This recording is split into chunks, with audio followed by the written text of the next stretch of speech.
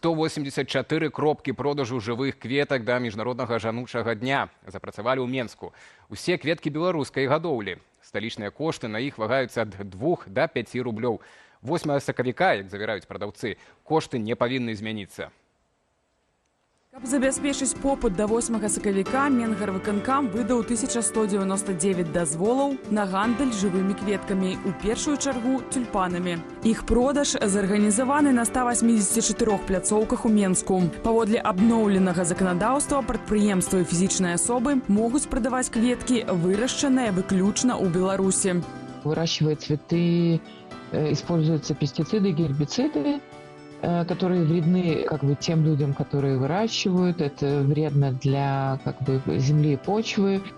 Выращивая цветы сейчас, к 8 марта, понятно, в условиях Беларуси нужно тратить много энергии, потому что нужно отапливать теплицу.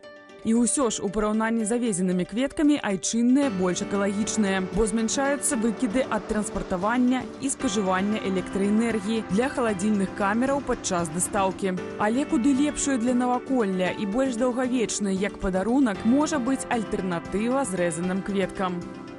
Это могут быть цветы в горшочках, которые потом радуют людей, возможно, многие годы.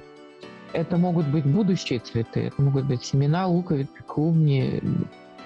Это тоже отличный подарок, который потом можно посадить. Але калі вы хочаце парадаваць блізкіх і каханых букетам, то Ірына Сухі раіць выбіраць кветкі, якія прадаюць на рынках бабулі. Найхутчэй яны іх вырасцілі самастойна на ўласным зямельным надзеле. На пачатку сакавіка гэты букет найбольш імаверна будуць складаць сухацветы. Аліна Скрабунова, Белсат.